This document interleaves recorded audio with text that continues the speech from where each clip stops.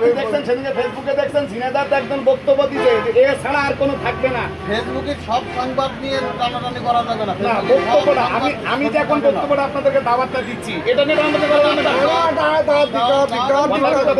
যেই নেতা যেই নেতা সরাসরি বক্তব্য দিচ্ছে, আমি সরাসরি বক্তব্য দিচ্ছি, আমাদের লাইভ চলতেছে, আমার বক্তব্য এইভাবে চলার পরে ওই বক্তব্যগুলো শোনার পরেও যদি আমরা দলের টানে বলি আমি একটা ভুল বক্তব্য দিচ্ছি, আমি একটা এমন করে ফেলাচ্ছি আমার নেতা সংস্কার আগে চাই।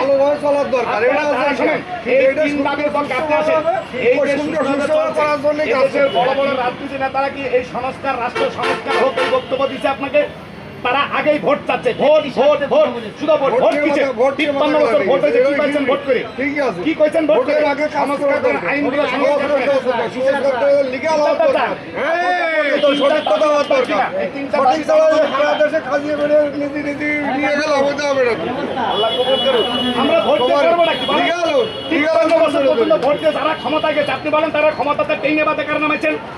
বাংলাদেশে তারা ক্ষমতায় গেছে, একবার ভোটের মাধ্যমে ক্ষমতায় কারে টানা বাদে ক্ষমতাতে নামাইছেন? আমার একটা দলের নেতারে বলেন নামাইছেন। মজা লাগে স্যার, না সবাই একই দেশে জনগণ মরতে মরতে মরতে রক্ত দিয়ে নামাইছে।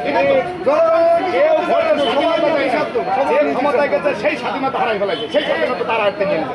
আমরা এটা আর চাই না, আমরা রাষ্ট্র সংস্কার চাই। হ্যাঁ আপনি এমপি হবেন, আপনি ক্ষমতায় যাবেন, 5 বছর পর আবার ভোট দেবেন, আবার এমপি হবেন, আবার যাবেন। টাকার শক্তি এটা বাদ দিতে হবে। জনগণের সম্মান, জনগণের কোনো সম্মান আছে? ভোটারের কোনো সম্মান আছে বলেন? আপনি করতে পারেন একটা ভোটারের যদি সম্মান, একদম বিবেকবান ব্যক্তি যদি আমার সামনে দাঁড়িয়ে বলতে পারে যে তার ভোটারের সম্মান আছে, আলহামদুলিল্লাহ তার কাছে আমি শিক্ষা নিয়ে যাবো। একটা ভোটারের কোনো শান্তি নেই, কোনো সম্মান নেই, কোনো ইজ্জত নেই।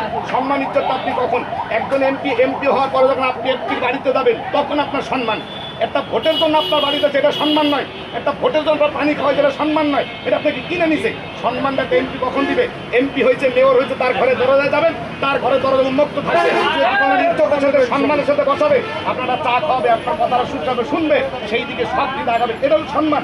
আপনি দেখেন একটা লোক এই সম্মানের কাছে পাইছে ভোটের পরে এমপি হওয়ার পরে।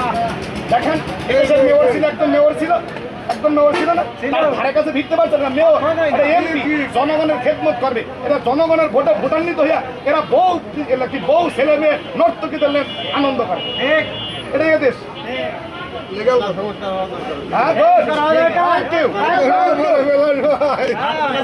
ধন্যবাদ।